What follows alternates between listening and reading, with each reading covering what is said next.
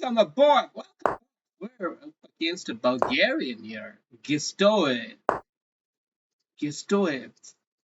So let's have a quick game against Gistoev. He's playing a modern defense, which is characterized by a delayed knight f6, which gives a little bit more flexibility, hyper modern approach. Honestly speaking, you don't play the modern defense if you're not a pro.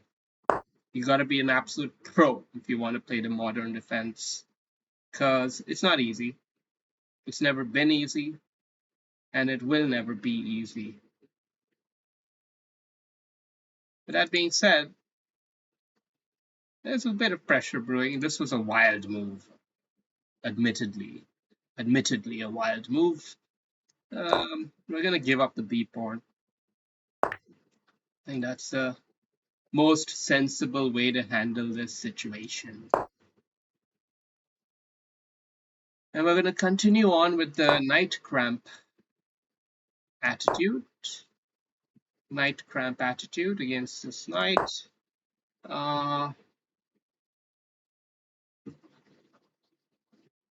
Maybe even follow it up with huge center here. We got huge center. A little bit airy position, but it's okay. It's okay. We keep the queens on the board. In a big center position, you want to keep your queen on the board. Okay, don't trade it off. Otherwise, you'll flit away your advantage rather quickly. See, his queen doesn't have much scope at the end of the day. If you go to see, it's not really doing much.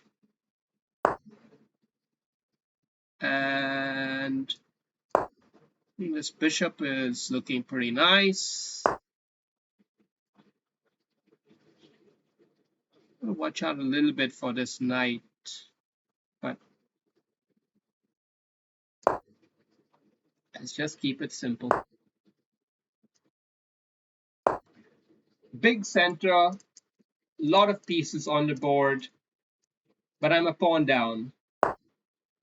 What do you reckon, fellas? Do you think it's advantage white or advantage black? Type it in the chat. It's not a live stream. How many times do we have to tell you? Yeah, I know, but still. Okay.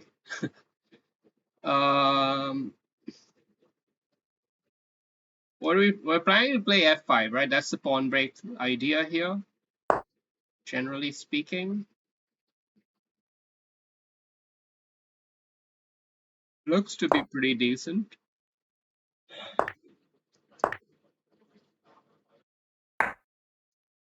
We do have eyes on the rook, so that buys us one tempo. Now queens might actually have to come off the board here, maybe. Let me just verify.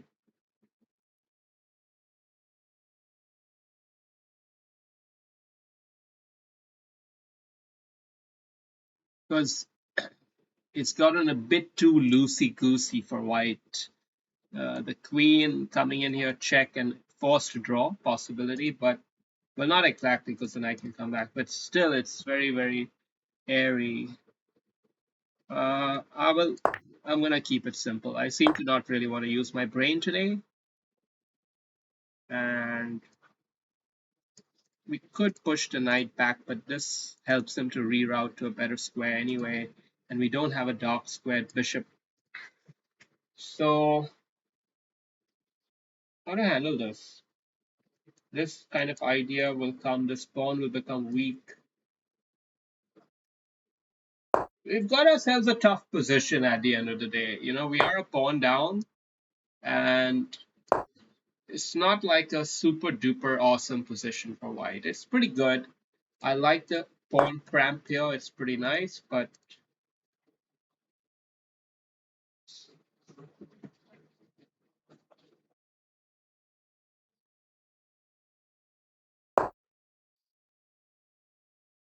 okay, the idea with this knight move is to potentially hop in here, maybe also to dilute away this pawn, open up this rook, possibly. Yeah, gain a bit of momentum there. Let's recirculate this knight, attack a weak pawn, which looks like we can win it. and that will even the position materially.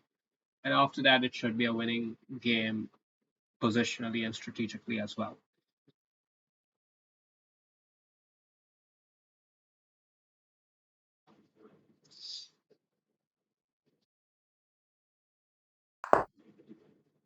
Okay, sensible move, I think. Bishop is under fire. Pawn is a bit loose.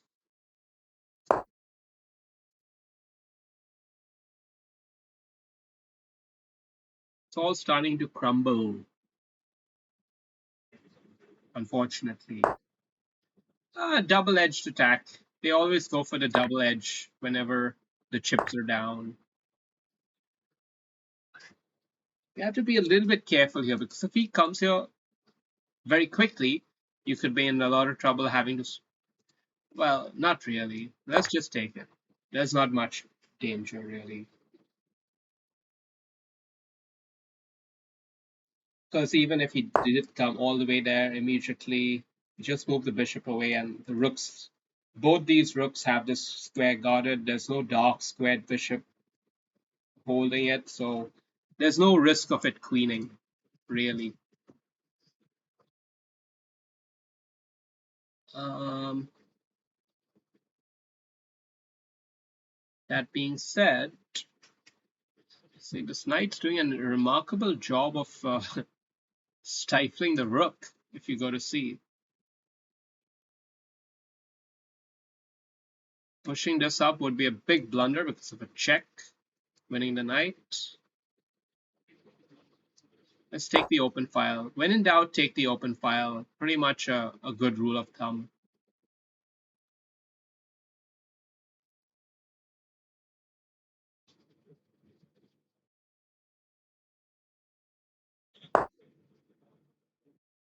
Okay. Okay. Now we want to play inspired chess, right? So we love to play a club. Oh, I've got only 20 seconds left. What the hell? What the hell, guys? Nobody told me anyone. Okay, fine. I admit it. I probably did that on purpose. Even if it's on a subconscious level, I'll admit it. I just love the thrill, you know. I just love the thrill of uh, potential like time scramble. It's what keeps me going, you know. We have to do something about this bishop because this bishop's guarding the queening square. That's not a good idea from him to get rid of that.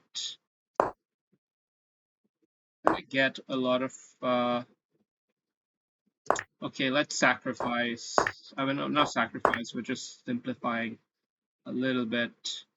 We don't have a winning position actually, and we might even lose something, but we should be able to gain some deep power here. This is a key idea. This way to win the F pawn is a key idea.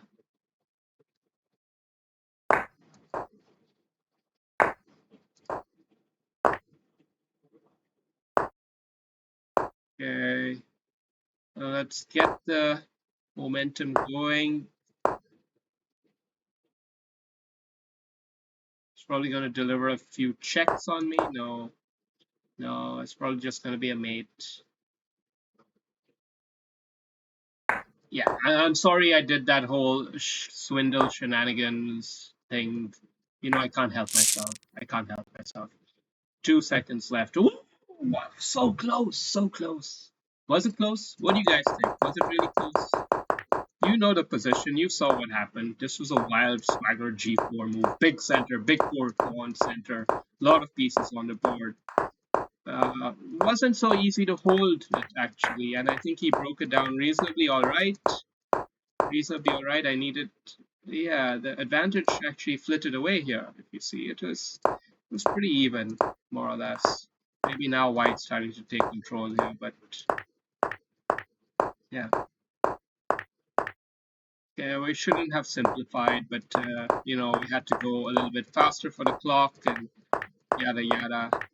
Key tactical idea, I think, was this rook check here. Rook check and winning the pawn. Key motif you'll often find in these kind of setups where the king is choked out and he has to go here.